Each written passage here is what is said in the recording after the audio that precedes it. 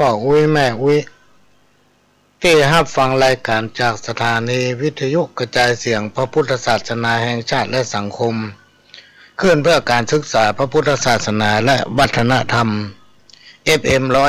104.50 เมกะเฮิรตซ์จากวัดไฟหิน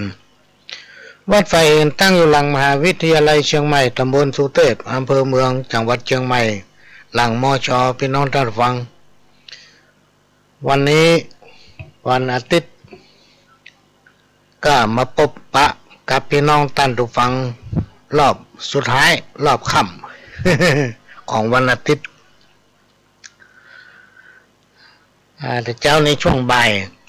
ายโมงถึงบ่ายสามปากันไปแล้วล้อมช่วงนี้ตั้งแต่เวลานี้ไปจนถึง6 โมงแมลงก็มาพบปะกับพี่น้องท่านผู้ฟังมาย่อยอาหารพี่น้องท่านผู้ฟังหลายผู้หลายท่านกำลังย่างอาหารกำลังทำกับข้าวหลายผู้หลายท่านก็กำลังไปกาดนะบางผู้บางท่านไม่ได้ไปไหนก็รอฟังก็ได้ฟังมานานสักกำเนาะมาป้าพี่น้องตามที่นัดหมายกันไว้5 โมงมาแรงวันนี้ดำเนินรายการโดยเข้ากับผมพระหลวงสมางธาตุอินจันทร์ประธานเครือข่ายกองทุนแม่ของแผ่นดินจังหวัดเชียงใหม่และ8 จังหวัดภาคเหนือประธานคณะที่ปรึกษาผู้ตรวจราชการภาคประชาชนด้านต่างๆจังหวัดเชียงใหม่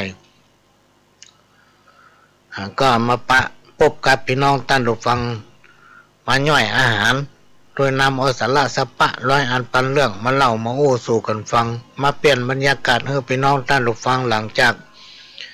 พี่น้องท่านผู้ฟังได้ฟังสาระสัพพะร้อยอันปันเรื่องจากทางสถานีช่วงนี้ก็มาฟังละอ่อนไม่ มาพบปะกู้กับพี่น้องท่านผู้ฟังก็จะนำมาสาระจากประสบการณ์พ่องจากการที่จดจำเอาคำโอ้ของครูบาอาจารย์มาเล่ามาโอ้ฟังคำสอนของครูบาอาจารย์พี่น้องท่านผู้ฟังเพิ่นไปที่ไหนเพิ่นก็ไปโอ้ไปเต้นเพิ่นจะบอกว่าลักษณะและอุปนิสัยของคนเฮาเนี่ยพี่น้องท่านผู้ฟังบอกว่าไผกันแล้วเพิ่นบอกว่าเวลาเฮาจะทำมันอย่างเนี่ยจะไปดีแต่คิดนะคิดแล้วก็ทำเลยแต่ในสิ่งที่เฮาคิดน่ะครูบาอาจารย์เพิ่นกล่าวว่าเฮ้อคิดหาแต่สิ่งดีๆคิดหาแต่สิ่งดีๆแล้วเวลาเฮาจะอู้ไอ้อย่างเนี่ยพี่น้องท่านผู้ฟังครูบาอาจารย์ก็บอกว่าอาจจะไปดีก็อู้จงอู้แต่สิ่งดีๆนะเฮาจะเนี่ยจะทำมันอย่างก็จ้างครูบาอาจารย์เพิ่นมักจะกล่าวว่าจะไปดีก็ทำนะจงทำแต่สิ่งดีๆอย่าดีแต่เป็นคนแต่จงเป็นคนดีอันนี้เป็นคำสอนของครูบาอาจารย์พี่น้องท่านฟังก็เฮาคิดดีทำดีเป็นตัวอย่างให้ลูกให้หลานเป็นตัวอย่างให้แก่ตนเองและก็คนในครอบครัวแต่อีเฮาก็ได้บุญละสิ่งที่ต้องทำเป็นประจำวันในฐานะที่เฮาเป็นเจ้าพุทธพี่น้องท่านฟังที่เฮาเริ่มใส่ในพระรัตนตรัยเฮามีสิ่งศักดิ์สิทธิ์ก็คือพระแก้วเจ้าทั้ง3ประการเนี่ยนะเป็นกำลังจิตกำลังใจเป็นล่มโพล่มชัยทำให้เราอยู่เย็นเป็นสุขเพราะฉะนั้นก่อนที่เราจะนอนพี่น้องท่านฟังก็ควรจะตั้งสมาธิไหว้พระก่อนนอนก่อนที่เราจะก้นหัวลงนอนเนี่ยกราบลง3 ครั้งไหว้พระก่อนนอนก็เป็นการทำสมาธิจะช่วยทำให้จิตใจของเรานั้นมีความเจริญงอกงามครูบาอาจารย์เปิ้ลก็เลยบอกว่าก่อนที่เราจะรับจะนอนถ้าเรามีเวลานัก เขาพอจะหู้คำส่วนโยกูห้องที่เราพูดตามภาษาชาวบ้านก็ควรจะไหว้พระสวดมนต์ก่อนนอนนะการไหว้พระสวดมนต์ก่อนนอนนั้นพี่น้องท่านผู้ฟังเปรียบเหมือนน้ำทิพย์ช่วยหล่อเลี้ยงจิตใจให้เป็นสุขชีวิตก็จะมีความสุขเมื่อเฮาสงบใจเมื่อใจเฮาเป็นสุขความสำเร็จก็จักบังเกิดขึ้นกับตนเองรวมไปถึงครอบครัวนะถ้าจิตใจเฮาเป็นสุขสติปัญญามันก็เกิดตัวมาพี่น้องท่านผู้ฟังนะเรื่องที่ว่ามันผ่านมาแล้วเนี่ยอย่าเอามาคิดแต่สิ่งที่ดีๆนะนำเอาสิ่งที่ดีๆมาอู้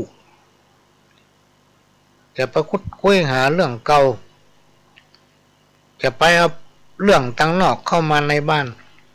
นะคนเฮาเนี่ยพี่น้องท่านผู้ฟังแม้นว่าจะสวยงามบุคลิกหน้าตาดีอย่างได้ก็จ้างแล้วจะมั่งจะมีจะร่ำจะรวยได้ก็แล้วแต่ทำหน้าตาบางงามแปลงหน้าบึ้งอยู่ตลอด ไปที่ไหนแปลงหน้าใกล้ไว้พี่น้องท่านผู้ฟังมันจะมีแก้วแหวนเงินคำมีความสวยงามหรือว่ามีรูปหล่อขนาดไหนก็แล้วแต่หมดความสง่าเลยพ่อไผ่พอหน้าพอตากระตึ้งประสดใสเหมือนคนอมตุกนะเหมือนคนมีตุกตั้งใจแต่งหน้าบึ้งหน้าไก่ไปที่ไหนก็มายิ้มแย้มแจ่มใสเฮือไผ่แต่งหน้าไก่อยู่หันตลอดหาความสุขมาได้พี่น้องท่านผู้ฟังมามีความสุขเปิ้นหันเปิ้นกระตุกนะไผ่ก็ไม่เคยสู้หน้าเพราะหน้าตามันบางงามมันเข้าท่าดูแล้วมันมาห้าแพกอู้ง่ายๆ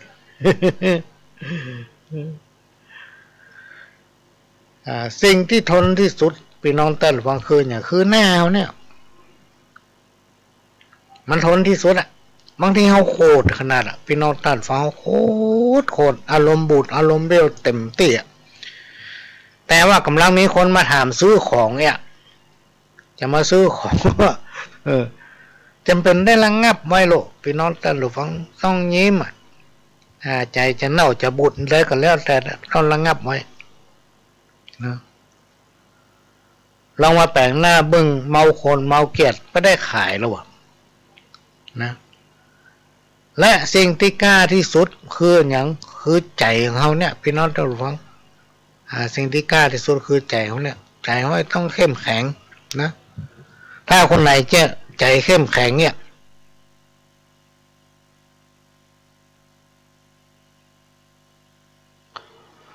มีใจที่เข้มแข็งสามารถเอาชนะมดพี่น้องท่านผู้ฟังเพราะใจเขาแข็งใจเขาอ่อนนะสิ่งที่เวที่สุดคืออย่างพี่น้องท่านผู้ฟังคือปากข้อสำคัญละปากกับใจเนี่ยต้องตรงกัน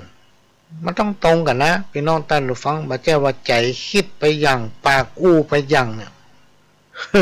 เพราะเราว่าปากอย่างใจอย่างใจไปเลยและสิ่งที่มากที่สุดก็คืออารมณ์เนาะคืออารมณ์เราจะต้องข่มไว้ถ้าขืนบ่ข่มไว้ก็เดี๋ยว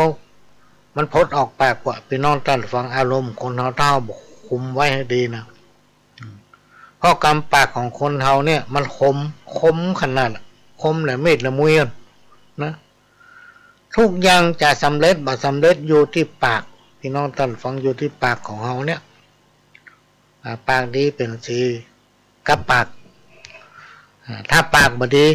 น้ำหมากจะเต็มปาก สีแดง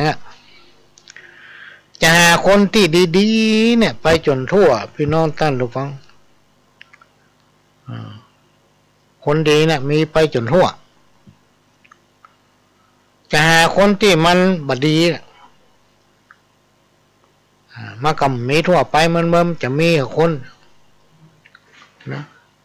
เป็นธรรมดาพี่น้องท่านผู้ฟังมันได้มีตลอดไปหรอกมันได้มีทั่วไปแล้วเหมือนกับป้าคนดีกับมันกัน มันจะต้องมีทั้งคนดีและคนบดีอยู่ฆ่ากันไปพี่น้องท่านผู้ฟังมากับคนที่ฉลาดกับคนที่โง่เขาเนี่ยมันก็อยู่ด้วยกันนั่นแหละผสมประสานกันไปมีคนฉลาดกับมีคนโง่แต่ในที่สุดเนี่ยพี่น้องท่านผู้ฟังเฮาก็ต้องได้เพิ่งป้าอาศัยซึ่งกันและกันนะเพราะฉะนั้นเราต้องให้ความสำคัญกับทุกคนบอกว่ามันจะเป็นคนดีหรือคนบดีจะเป็นคนโง่หรือคนฉลาดเราต้องให้ความสำคัญกับทุกคนนะเพราะทุกคนเป็นคนที่มีจิตใจทุกคนมีจิตวิญญาณนะคนเฮาเนี่ยมันบ่ได้หู้ไปทุกอย่าง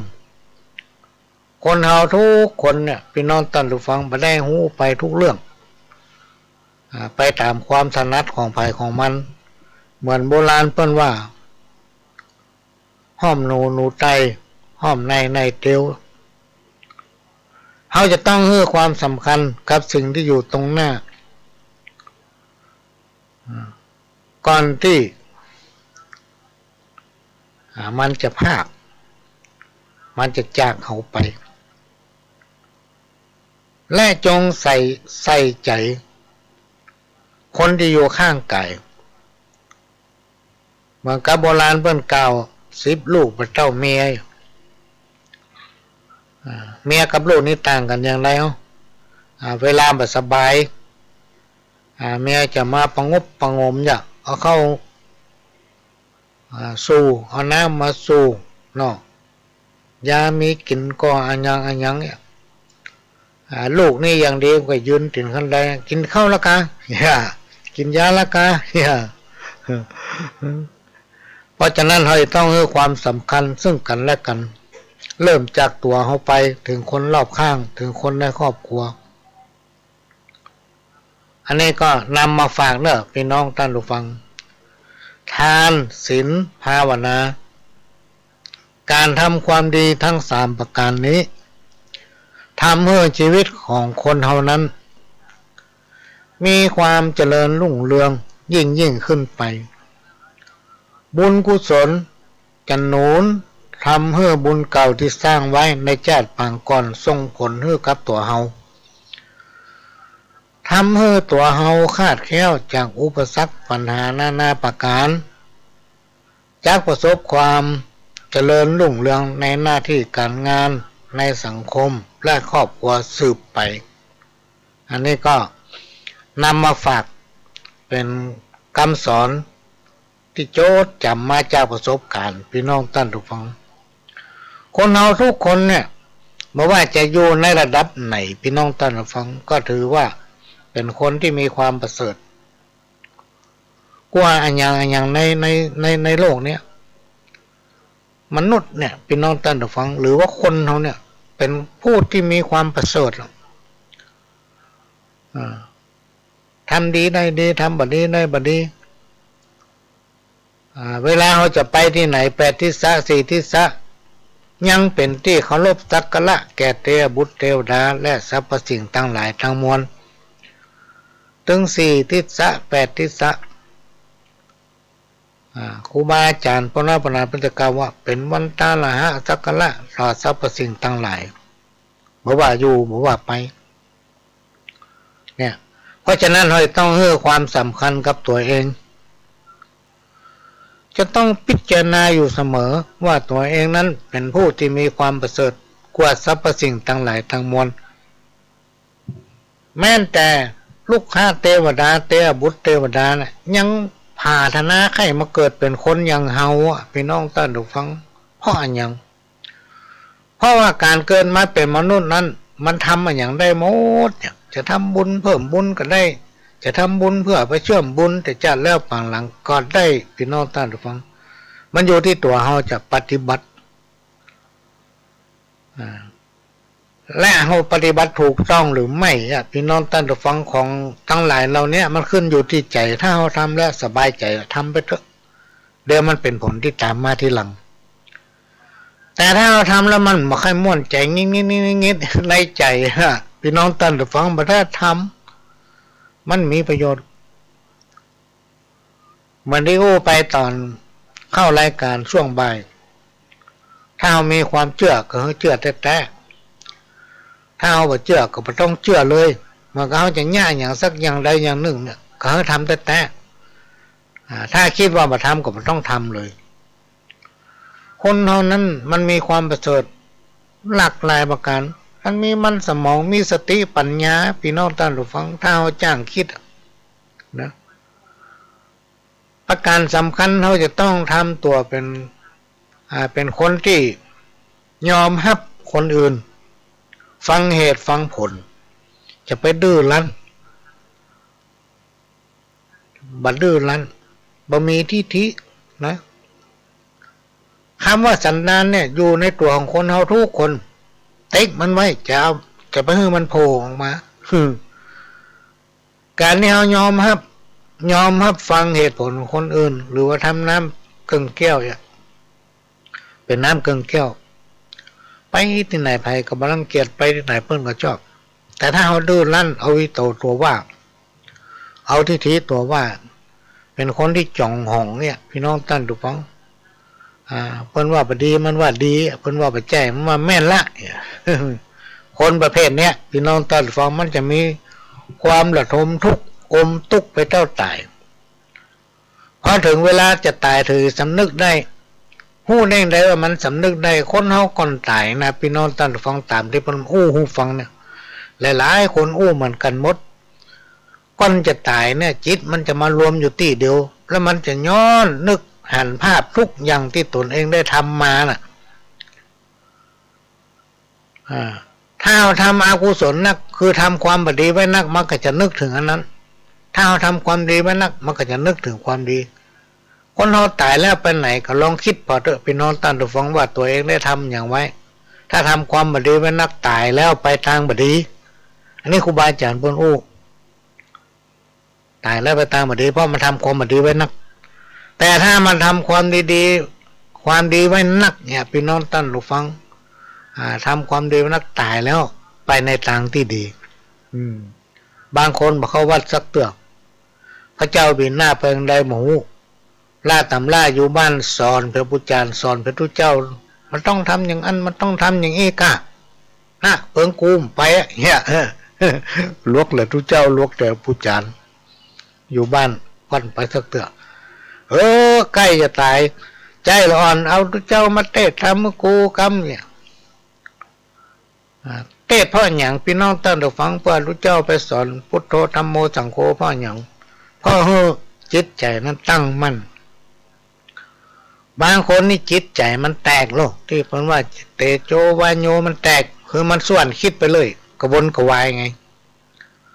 ถ้าเอานิมนต์ครูบาอาจารย์เถระพระสงฆ์องค์เจ้าปน้อยปนานก็ดีไปสอนพุทโธเนอะธัมโมเนอะจิตใจมันจะได้ตั้งมั่น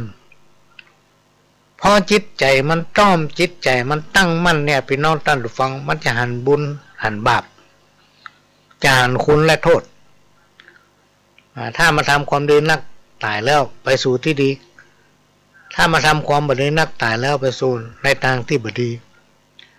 เนี่ยที่เป็นบอกว่ากรรมไผเวรมันแทนกันมาได้นะแต่คนเฮาพี่น้องท่านผู้ฟังมันมีสติปัญญาที่จะประคับประคองตัวเก่าเพื่อผ่านพ้นไปได้บอกว่ายังจะมาเกิดขึ้นในสังคมยิ่งในยุคปัจจุบันเนี่ยคนเฮาเนี่ยมีสติปัญญานักหนาปาปั้นมีความรู้รอบตัวต่างคนต่างมีประสบการณ์มีวิชาปัญญาเหมือนกันหมดอันใดที่เฮาหมูกดมือถือหั่นกดเข้าหาเฟซหาไลน์ก็ได้หู้มัด บอกว่าเฟซบอกว่าไลน์ถ้าเอาใจเฮ้ยมันมีประโยชน์มันเกิดประโยชน์มากมายมหาศาลแต่ถ้าใจทางบดีพี่น้องท่านผู้ฟังมันก็บดีขนาดนักเนาะก็อาจจะนำเอานิทานเรื่องหนึ่งที่มันมีปัญญาใจปัญญานกยางตัวหนึ่งพี่น้องท่านผู้ฟังใจปัญญากินปลาได้ถึงหนองแล้วมันจะกว้างใหญ่ขนาดไหนมันกินได้ถึงวันเป็นปีเป็นแล้งพี่น้องท่านผู้ฟังนะมีนกยางตัวหนึ่งเป็นนกที่มีปัญญามีสติปัญญาการการจาก็เรียบร้อยม่วนนะม่วนนกยางตัวเนี้ยไพเราะม่วนกว่านกทั้งหลายในละแวกนั้นอยู่มาวันหนึ่งเวลาเจ้าก็บินออกจากรังไปเอวไปในขณะที่บินอยู่นั้นก็หันป่าในหนองแห่งหนึ่งนักว่าแล้วก็หนองนั้นใกล้จะแห้งละพี่น้องท่านผู้ฟังเพราะฝนบ่ตกเนาะฝนตกบ่ถูกต้องตามฤดูกาลกำลังจะแห้งแล้งหนองก็จะแห้งนกยางก็ใจปัญญาแหละใจปัญญาเกิดว่าถ้าเราจะกินป่าไปเดียวเนี่ยย่อมจะกินได้เลยเพราะป่ามันดึงดิ้นทุรนทุรายมันเขินจังน้ำน้ำมันแห้งแต่ถ้าเราไปกินมาเดียวนะเราจะกินได้ป่าตัวเดียวนะอย่างมากก็2 ตัวนะป่าตั้งหลายหูตัวก็จะป้ากันซุกซ่อนป้ากันลบหนีบ่มเปาะบ่มดินบ่มหญ้าบ่มโคจะกินมันก็ลำบากนะก็ถือในใจว่าจะต้องย่างได้ดีก็เลยก็ใจกลอุบายจุป่าจะจุป่าดีกว่าป่าทั้งหลายเนี่ยเกิดว่าเฮาใจดีมีเมตตากรุณามีเมตตากรุณาเมื่อฝูงปลาทั้งหลายตายใจแล้วเขาก็จับกินวันละตัว2 ตัวแบบสบายเนาะวันนี้จำเป็นจะต้องอดบ่กินเพื่อให้หมู่ป่าหันว่าเฮาบ่ทำอันตรายเมื่อเกิดได้แล้วก็บินลงไปที่หนองแห่งนั้นห้องหาป่าทั้งหลายเพื่อมาหาตนแล้วก็บอกว่าข้านี้มีความเอ็นดูต่อหมู่สู่เจ้าทั้งหลายเพราะว่าหมู่ป่าทั้งหลายจะต้องพากันตายถึงหมดบ่มีไผรอดสักตัวเพราะเห็นว่าน้ำในหนองแห่งนี้กำลังจะแห้งแล้วก็แห้งไปถึงวันเนี่ย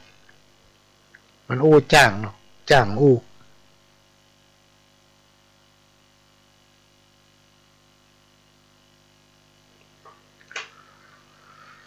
วันนี้ข้าได้บินไปหาหนองขนาดใหญ่แห่งหนึ่งหันว่าหมู่เจ้าทั้งหลายสมควรที่ต้องยกย้ายอพยพไปอยู่ยังหนองใหญ่แห่งนั้นจะมีแต่ความสุขความสบายหากเจ้าทั้งหลายบ่เชื่อเฮาจะพาไปพอเมื่อได้ไปหันแล้วก็ก้อยมากันว่าจะเนี่ยจะได้ไปนะน้องยังใจปัญญาเนาะใจสมองที่จริงนกยางเนี่ยมันหิวจนจะขาดใจแล้วพี่น้องท่านผู้ฟังมาให้กินป่านะแต่มันอดไว้ไม่กินเพราะถ้ามันกินป่าในเวลานั้นมันจะกินได้ตัวเดียวได้นะเหมือนกับคำโบราณที่มันบอกว่าใครกินนักคือกินเต้านิ้วก้อยใครกินนักคือกินเต้านิ้วก้อยใครกินน้อย เฮ้อกินเจ้าหัวแม่มือ บรรดาหมู่ป่าทั้งหลายได้ฟังนกยางโอ้ก็เชื่อพ่องมาเชื่อพ่องป่าตัวที่ฉลาดน้อยก็ถามนกยางเพื่อความแน่ใจว่าตึงวันเนี่ยต้านมาจับหมูเฮาไปกินวันละตัว2 ตัวแต่วันนี้เป็นจะได้เนาะ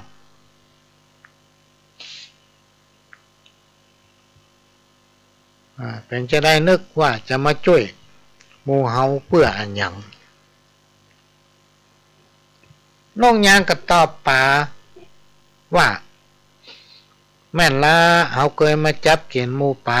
ถึงวันเป็นความจริงป่าเป็นอาหารของเฮาก็เป็นความจริง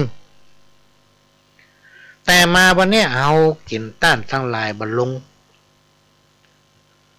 และก็กินบ่ได้แต่เพราะเฮาหันว่าหมูต้านทั้งหลายกำลังอยู่ในอันตรายหรือความลำบากกำลังมาถึงละห้องว่าใกล้ถึงเวลาที่จะต้องตายกันตึงหมดทุกตัวเพราะในน้ำในหนองเนี่ยจะแห้งละในปัจจุบันเนี่ยจะแห้งหมดเฮาก็เลยเกิดความอิโดสงสารหมู่ป่าหมู่สั้นทั้งหลายหมู่ป่าทั้งหลายก็มีชีวิตฮักชีวิตเหมือนอย่างเฮาต่อไปนี้เฮาจะไปจับกินป่าทำแล้วเมื่อป่าทั้งหลายได้ยินนกยางอู้กับป่ากันหายความสงสัยแหละพี่น้องท่านผู้ฟังจากนั้นนกยางก็ถามป่าทั้งหลายว่าใครเป็นหัวหน้ามีป่าตัวหนึ่งแสดงตัวเองว่าเฮานี่แหละเป็นหัวหน้าป่าทั้งหลายในเมื่อท่านเป็นหัวหน้าเขาจะพาท่านไปดูหนองใหญ่ที่เขาอู้ตะกี้ปลาตัวที่เป็นหัวหน้าก็กระโดดขึ้นมาอยู่ที่แห้งนกยางก็เข้าไปกราบแล้วก็บินไปเมื่อบินไปถึงบึงใหญ่ก็ปล่อยหัวหน้าป่าลงไปในบึงและก็บอกว่าตอนเย็นๆเขาจะปิกมาห้ามเอาฝ่ายหัวหน้าป่าเมื่อลงสู่บึงอยู่หนองน้ำนั้นแล้วก็สำรวจรอบหนองเห็นว่ามีความสุขและบึงแห่งนั้นก็อุดมสมบูรณ์ฝ่ายนกยางว่าน้ำหัวหน้าป่ามาลงบึงแล้วก็ซ้อหากินไปได้แถวบริเวณใกล้ๆพอถึงเวลาใกล้จะค่ำก็มาหับเอาหัวหน้าป่าปิกไปยังที่อยู่ของตนเมื่อหัวหน้าปิกมาก็เล่าเรื่องที่ตนไปดูบึงใหญ่ให้บรรดาป่าทั้งหลายได้หูป่าทั้งหลายกับป้ากันดีอกดีใจป้ากันแสดงความชื่นชมยินดีแล้วก็ถามนกยางว่าท่านจะจะได้ปลาหมู่เฮาไปนกยางก็ตอบว่าโอ้ยได้ดีเฮามีปากเดียวเอาอย่างนี้ก็แล้วกันเฮาจะกราบเอาหมู่ท่านเนี่ยไปเจ้า1 ตัวแรง1 ตัวเขาจะมากราบเอาไปวันละตัว2 ตัวคันถึงเวลาลุ่งเจ้านกยางก็มารับเอาป่าเจ้า1 ตัวเวลาเย็นทำ1 ตัวแต่บ่ได้ปลาป่านั้นไปที่หนองน้ำที่น้องท่านรับฟังกราบแล้วก็บินไปที่ลังที่อยู่ของตนจิกกินเป็นอาหารทุกวันทุกเวลาที่มันนึกอยากจะกินจนป่าเสี่ยงหมดถึงหนองพี่น้องท่านผู้ฟังเอาละกำนี่หนองตึงหนองบ่มีปลาสักตัวเรือปูคงตัวเดียวนกยางก็ถามปูว่าปูเฮ้ยสู่จะไปตัวป่าหมู่นั่นก็ที่เฮาไปปล่อยไว้หนองหลังหน้าพวกเพราะนี่น้ำจะแห้งหมดละเมื่อปู่ได้ยินก็ตอบนกยางว่า เฮามีความยินดีที่จะไปกับท่านผู้มีความกรุณาแต่ว่าท่านจะพาเฮาไปได้อย่างไรตัวของเฮามีน้ำหนักนักกลัวว่าท่านจะกราบตัวเฮาแล้วบินไปบ่แปะกลัวตกลงสู่พื้นดินกระดองแตกตายถ้าท่านมีใจสงเคราะห์เฮาแต่เนี่ยเฮาจะขออนุญาตเอากล้ามของเฮาเนี่ย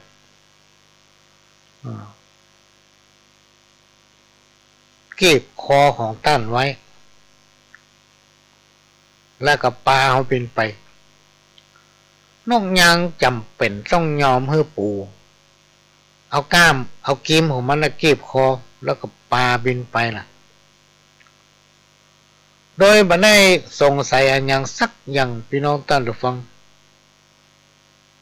แล้วปู่ก็เอากามเนี่ยเอากีมเนี่ยกีบนกยางก็บินแล้วก็ปาไปที่รังของตนที่อยู่ของตัวเก่าเพื่อกะว่าถ้าไปถึงแล้วจะจิกปูเนี่ยกินเป็นอาหารเนี่ยนะ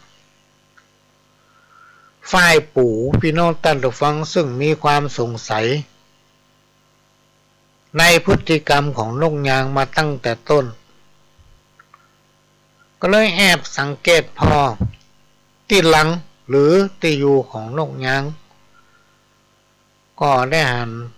ก้างป่าเต็มใต้หลังของนกยางหมู่ป่าตั้งหลายตั้งก็มาตายเพราะนกยางเจ้าเล่ห์ใจเล่ห์เหลี่ยมกลอุบายหลอกกินปลาจนหมดหนองเมื่อปู่คิดได้ก็เกิดความแค้นอย่างนักพี่น้องท่านผู้ฟังที่เปื้อนป่าต้องมาถูกนกยางหลอกกินเป็นอาหารจนหมดถึงหนอง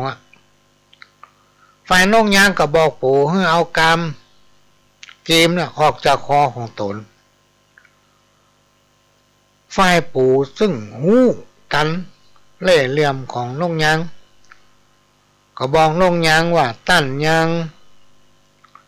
ปลาเฮามาบ่ถึงหนองน้ำใหญ่เตื้อเลยเมื่อท่านยังส่งเฮาบ่ถึงหนองน้ำใหญ่เฮาก็บ่ปล่อยกีมของเฮาน้องยางกึดวางแผนในใจกำเดียวกันกูจะเอาปูนี่ไปปล่อยที่ดินเปียงใกล้หนองน้ำใหญ่แล้วจะจิกกินปูตัวนี้ถ้าจะอร่อยนึกเสร็จพี่น้องท่านเราฟังน้องยางก็บินไปโดยมีปูนี่กีบเอากีมกีบอยู่ที่คอพอไปถึงที่ลาบเตียนใกล้หนองน้ำใหญ่ก็บอกให้ปู่ว่าเฮาตั้นมาส่งถึงใกล้ถึงที่หนองน้ำใหญ่ละปู่ก็อู้ขึ้นว่าที่แห่งนี้มันเปียงเกินไปเฮาไม่มีที่อยู่อาศัยขอให้เอาเฮาไปปล่อยบึงที่ฟากปูนนี่เนาะน้องยางกันนึกในใจว่าจะเอาปูไปปล่อยที่ลกปูจะได้หนีบัดตันตนเองจะได้จิกกินเป็นอาหารเนี่ยพี่น้องท่านผู้ฟังนึกได้อย่างนั้นก็กล้าบินไปนะโดยข้ามหนองน้ำใหญ่จะเอาไปทำฝั่งหนึ่งพอนกยางกับปูบินข้ามหนองน้ำใหญ่ถึงกลางหนองพี่น้องท่านผู้ฟังปูก็ปล่อยน้ำปล่อยกิมออกจากคอนกยางพอปล่อยปั๊บปูก็ล่วงตกลงมากลางหนองน้ำใหญ่บัดตันถึงฟังสักกำปูก็เลยได้อยู่สุขสำราญแหละพี่น้องท่านผู้ฟังที่กลางหนองน้ำใหญ่ฮะนะฝ่ายนกยางก็เสียเวลาไปได้เนี่ยปู่มันใช้สติปัญญานกยาง ฉลาดแท้สู้ปู่ไปได้ อันนี้ก็เป็นนิทานสอนใจพี่น้องท่านผู้ฟังว่าถ้าเอาใจสติปัญญาสามารถแก้ปัญหาเฉพาะหน้าได้ปัญหาทุกอย่างพี่น้องท่านผู้ฟังมันแก้ได้มันมีอันใดในโลกที่คนมนุษย์เราจะแก้ไขบ่ได้นะทำเรื่องหนึ่งหงส์ขนทองหงส์ขนทองกับคนขี้หลบเมื่อมาแล้วพระโพธิสัตว์เกิดเป็นพราหมณ์อยู่กินกับภรรยาจนมีลูกสาว3 คนเมื่อลูกสาวถึง3 คนเจริญวัยใหญ่ขึ้นมาแล้วผู้เป็นพ่อและแม่ก็จัดแจงให้แต่งงานกับพ่อชายที่มีความเหมาะสมอยู่มาแถมมาเมินพราหมณ์ก็ถึงแก่ความตายเมื่อตายไปแล้วก็ได้ไปเกิดเป็นหงส์ทองคำเป็นหงส์วิเศษระลึกชาติให้พี่น้องท่านผู้ฟังหงส์ตัวเนี้ยมีขนเป็นทองคำเนื้อตัวก็เหลืองอลามเหมือนกับทองคำแต่มีความวิเศษกว่าหงส์ทั้งหลายคือระลึกชาติได้ว่าปางก่อนได้เกิดเป็นมนุษย์เคยมีภรรยาและมีลูกสาว3 คนวันหนึ่งหงส์ทองคำนึกถึงลูกและภรรยาหู้ด้วยญาณว่าอยู่แบบทุกข์ยากลำบากหับจ้างกินเป็นวันๆก็เลยเกิดความสงสารอยากจะช่วยเหลือให้ภรรยาและลูกถึง3 คนพ้นจากความทุกข์จึงบินไปที่บ้านส่งเสียงเล่าความเก่าความหลังให้ภรรยาและลูกสาวฟังเมื่อเล่าเสร็จแล้วจากนั้นก็ให้การช่วยเหลือภรรยาลูกสาวด้วยการสลัดขนทองคำของตนออก1 คนและก็บินจากไปทำอยู่อย่างนั้นพี่น้องท่านผู้ฟังถึงวันจนทำเมื่อครอบครัวของภรรยาและลูกสาวมีฐานะดีขึ้นกลายเป็นคนร่ำคนรวยมีฐานะขั้นเศรษฐีอยู่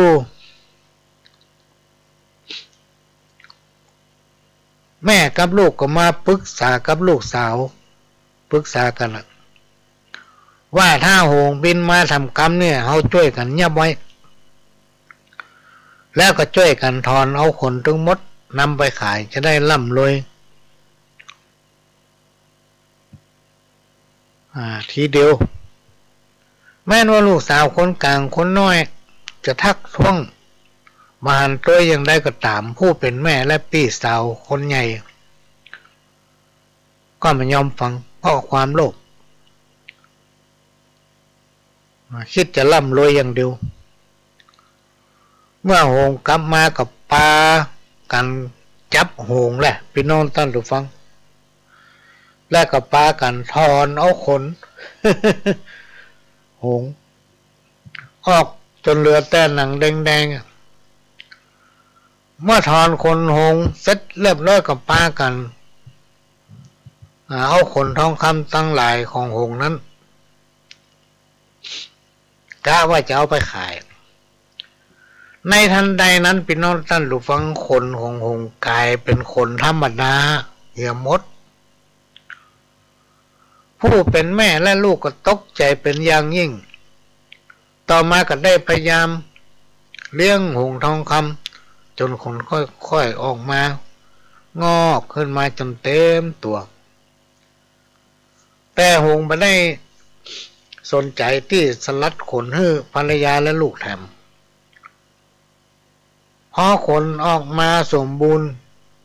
พอจะบินได้กับบินหนีจากไปโดยบักกลับมาเยี่ยมแถมซ้ำ อันนี้เป็นห้องว่าโลภมากลาภหาย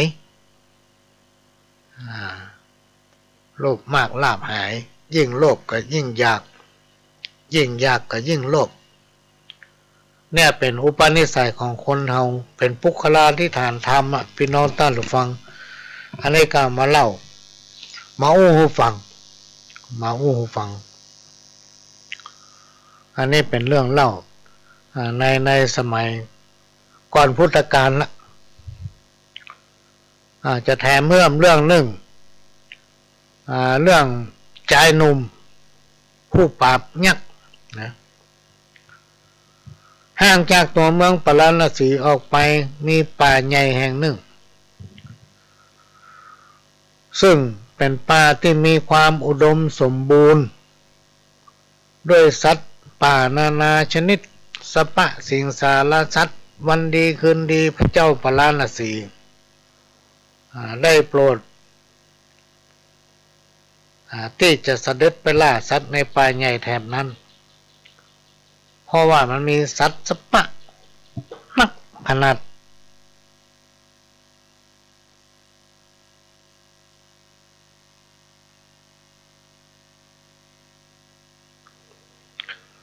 ในชาติป่างนั้นพี่น้องท่านผู้ฟังพระพุทธเจ้าของเฮาเนี่ยเกิดเป็นชายหนุ่มที่ยากจนแต่ชายหนุ่มผู้นี้มีความกตัญญูกตเวทิตาคุณเลี้ยงดูบิดามารดาพ่อแม่ปู่ย่าตายายด้วยความเคารพและนอกจากจะมีสติปัญญาเฉลียวฉลาดแล้วยังมีความขยันหมั่นเพียรอยู่มาวันหนึ่งพระเจ้าเมืองปาราณสีทรงป่าข้าราชบริวารเป็นจำนวนมากเสด็จไปล่าสัตว์ในป่าใหญ่ที่มีความอุดมสมบูรณ์ทรงรับสั่งให้เสนาอามาตย์ยืนเรียงรายล้อมป่าแห่งนั้นไว้เป็นชุดๆล้อมไว้โดยทรงรับสั่งว่าหากสัตว์ที่พระองค์ทรงล่าหนีออกไปทางไผ่ผู้ใดผู้นั้นจะต้องมีโทษเมื่อพระองค์รับสั่งเรียบร้อยแล้วจากนั้นการล่าสัตว์ก็เริ่มขึ้นฝ่ายเสนามาต่างก็แยกย้ายการเข้าป่าเพื่อไล่ต้อนสัตว์เพื่อให้หมู่สัตว์ทั้งหลายวิ่งไปยังจุดที่พระราชาทรงดักรออยู่นั้นก็ปรากฏว่ามีกวางตัวหนึ่งวิ่งมาทางพระองค์เมื่อกวางวิ่งมาใกล้พี่น้องท่านผู้ฟังพระองค์ก็ยิงกวางตัวนี้มีความชำนาญเรื่องการเอาตัวรอดพอหันลูกธนูที่พระราชายิงมาทางตนเองก็ม้วนตัวลบ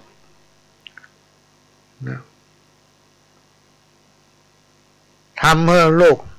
ศรธนูของพระราชาพลาดพอได้โอกาสก็วิ่งหนีหมู่ข้าทาสบริวารต่างก็หันแล้วก็ปากันไข้หัวเสียงดังลั่นทำให้พระราชาพระเจ้าแห่งเมืองปาราณสีทรงเสียพระทัยเมื่อกวางเจ้าเล่ห์วิ่งผ่านไปพระองค์ก็กระโดดวิ่งไล่ตามไปวิ่งไล่กวางเข้าป่าลึกไปไล่ตามกวางไปติดจนกระทั่งวิ่งโดยบัดตันพี่น้องท่านผู้ฟังแล้วก็ทรงเอาพระขันฟันกว้างไปตั้งหน้าจนถูกกวางตายเมื่อเห็นว่ากวางตัวนั้นตายแล้วพระองค์ก็ตัดเอาเขาเป็นสองต้นและก็หาไม้มาพี่น้องท่านผู้ฟังมาผูกมัดเสียบ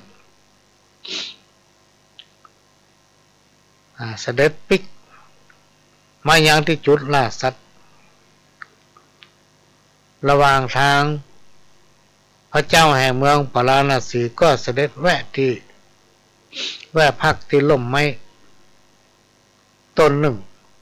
ในกลางป่าหิมพานต์ใกล้ทางเดินเมื่อนั่งพักได้สักกำเดียวน่ะเกือบจะหายเหนื่อยละ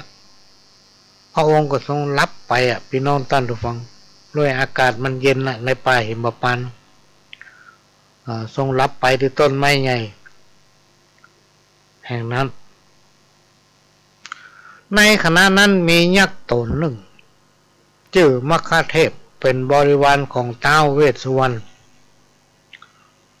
ทำหน้าที่เฝ้าติดต้นไม้ใหญ่แห่งนั้นซึ่งก็ได้รับอนุญาตจากท้าวเวสสุวรรณว่าถ้ามนุษย์คนใดผ่านมาพักอยู่ที่ต้นไม้ใหญ่แห่งนั้นอยู่ในห่มต้นไม้นั่นก็คือเจ้ายับขินเตอะเมื่อยักษ์มคเทพหันพระราชาพญาเจ้าเมืองปาราณสีเสด็จเข้ามาพักติดต้นไม้ใหญ่แห่งนั้นก็ดีใจนะพอลาบปากมาถึงแล้วฝ่ายพระเจ้าปาราณสีเมื่อทรงตื่นจากพระบรรทมก็เตรียมตัวจะเสด็จยักษ์มคเทพก็เข้ามาขวางพร้อมกับบอกว่าหยุดก่อนสหายท่านยังไปไหนมาได้เพราะท่านจะต้องเป็นอาหารของเฮายักษ์ขู่พระราชาพร้อมกับก็เล่าประวัติความเป็นมาของตนยักษ์หูยักษ์ก็เล่าความเป็นมาของตัวเองให้พระราชาทรงทราบว่าถ้าไผ่เข้ามาในต้นไม้ต้นเนี้ยจะต้องเป็นอาหารของเฮา พระเจ้าเมืองปาราณสีก็คิดหาหนทางเพื่อจะเอาตัวรอดในที่สุดก็คิดได้ว่ามีหนทางเดียวที่จะทำให้ตัวเองรอดจากการเป็นอาหารของยักษ์ในเวลานี้จึงตัดถามยักษ์ว่ายักษ์เอ๋ยเจ้าอยากจะกินคนหรือว่าอยากจะกินเฮาเพียงวันนี้คนเดียวหรือว่าเจ้าอยากจะกินคนตลอดไปทุกวันวันละ1 คนเฮาจะส่งมาให้เมื่อยักษ์ได้ยินก็ตอบว่าโอ้ถ้าเฮาอยากกินคนตึงวันละอยากกินคนตลอดไปวันละคน2 คนอย่างที่ท่านอู้นะพระราชาก็ตอบไปว่าถ้าอยากกินคนตลอดไปวันละคน2 คนเนี่ยก็จงกินกวางตัวนี้ก่อนวันนี้แล้วก็ปล่อยเขาไปนับตั้งแต่วันพรุ่งนี้เป็นต้นไปเขาจะส่งคนมาให้กินวันละคนยักษ์จึงถามว่าเจ้าเป็นไผพระราชาก็ตอบว่าเขาเป็นพญาเจ้าเมืองแห่งเมืองปาราณสีเป็นเจ้าแห่งชีวิตของคนทั้งหลายยักษ์ก็เลยตกลงอันเอาท่านว่าก็แล้วกันแล้วก็สัญญากันตั้งแต่เวลานั้นเป็นต้นมาพี่น้องท่านผู้ฟังพญาเจ้าเมืองปาราณสีก็เอาส่งคนมาให้ยักษ์กินวันละคน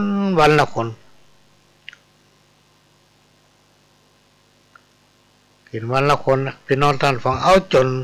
นักโทษที่ส่งมากินบะหมี่ในข้อมดนักโทษแล้วมีสักคนพอส่งมาให้ยักษ์กินหมดล่ะ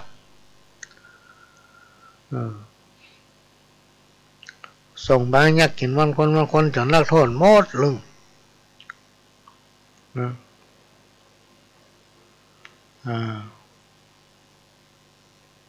เมื่อดังนั้นพี่น้องท่านผู้ฟังนักโทษหมดแล้วเหตุการณ์นี้เกิดขึ้นถึงวันจนกระทั่งมามีคนล่ะจะเนี่ยได้ดีพญาเจ้าเมืองแห่งปาราณสีก็วาดวิตกว่ามีไผละจะส่งยักษ์กินต่อไปแล้วก็ออกไปล่าสัตว์กระตึงมาได้ละก็ปรึกษากระตึงหมู่เสนาอามาตย์เพื่อหาทางแก้ไขในที่สุดก็ลงความหันว่า จะใช้เงินเนี่ยจ้างคนไปส่งเข้าให้ยักและก็ให้มีการประกาศทั่วเมืองหากไผอาสานำเข้าไปส่งให้ยักกินจะประทานทรัพย์สินให้เป็นการตอบแทนใจหนุ่มได้ยินเปิ้นเอิ้นเป่าประกาศก็มีความสนใจและจะได้เงินนู่นนี่จะได้เงินง่ายๆแล้วคิดว่ากว่าจะได้เงินปัญหาปัญหามันจะง่ายๆก็จะหาวิธีพี่น้องท่านผู้ฟังจะเนี่ยอย่างไรกำจัดยักษ์ตัวนี้ถ้าเฮาบ่ตายก็สามารถนำเงินทั้งหมดมาตั้งเนื้อตั้งตัวได้ก็จะมีความเจริญรุ่งเรืองแน่นอนเมื่อคิดได้ดังนั้นก็นำเรื่องไปปรึกษากับพ่อกับแม่แม้นว่าพ่อแม่จะห้ามปรามอย่างใดก็ไม่ยอมฟังพี่น้องท่านผู้ฟังจากนั้นก็เดินทางเข้าไปในเมืองเพื่อขอรับอาสานำเอาเข้าป่าอาหารไปส่งให้ยักษ์ส่วนพญาเจ้าเมืองปราณสีรู้สึกพอใจในตัวใจหนุ่มผู้นี้เป็นอย่างมากก็เลยตรัสถามว่าเจ้าจะนำเอาเข้าป่าอาหารเนี่ยไปส่งให้ยักษ์กินจริงหรือใจหนุ่มก็ตอบว่าใจแล้วพระเจ้าข้าเจ้าอยากได้สิ่งไหนติดตัวไปใจหนุ่มก็ตอบว่าอยากได้รองเท้าทองคำพระราชาก็สงสัยเจ้าจะเอารองเท้าทองคำไปอย่างข้าพระองค์ได้ทราบว่ายักษ์ตัวนั้นจะกินคนที่ยืนอยู่บนดินแล้วก็ใต้ต้นไม้ต้นนั้นที่ตนเองเฝ้าอยู่แต่เขาจักกินข้าพระองค์บ่ได้เพราะข้าพระองค์ยืนอยู่บนรองเท้าบ่ได้ยืนอยู่บนแผ่นดินเมื่อพระราชาได้ฟังก็ตัดถามต่อว่าแล้วเจ้าอยากอันหยังอยากได้อันหยังติดตัวไปแถมอยากได้ล่มเจ้าจะล่มเป็นยังหยังก็ตอบพระราชาว่าเขาจะล่มนั้นกลางเขาจะอยู่ในล่มยักษ์ก็จะกินคนที่ยืนอยู่ในล่มไม่ได้แต่เขาไม่ได้ยืนอยู่ในล่มไม้เขายืนอยู่ที่ล่ม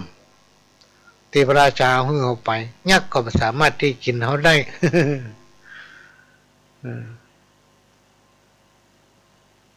พระราชาก็ตกลงพี่น้องท่านผู้ฟังเมื่อได้รับสิ่งของต่างๆแล้วชายหนุ่มผู้กล้าก็เดินทางไปหายักษ์เมื่อไปถึงก็ยืนอยู่ที่ข้างต้นไม้เมื่อยักษ์กินข้าวเสร็จก็แสดงท่าจะจับชายหนุ่มกินเป็นอาหารชายหนุ่มก็บอกว่าเจ้าจะกินเขาไม่ได้เพราะยืนอยู่นอกร่มไม้ยักษ์จึงใจเล่ห์เหลี่ยมของตนเพื่อลวงให้ชายหนุ่มเข้าไปยังร่มไม้ของตนให้ได้เพื่อจะได้จับกินเป็นอาหารชายหนุ่มหูจุดพี่น้องท่านผู้ฟังประสงค์ของยักษ์ก็ตอบยักษ์ไปว่าวันนี้กินอาหารอร่อยไปแล้วแต่กินข้าไปเลยพ่อข้าไปอยู่ในร่มต้นไม้ของต้านข้าร่มมากางเองยักษ์จนปัญญาที่จะกินพี่น้องท่านผู้ฟังกินมาได้กินมาได้ยืนก็ไปได้ยืนบนแผ่นดินยืนบนเกือกทองคำยักษ์ได้ฟังก็โคตรพี่น้องท่านผู้ฟังโคตรบางหูจะเนี่ยจะได้และในที่สุดก็เลื่อมใสในความฉลาด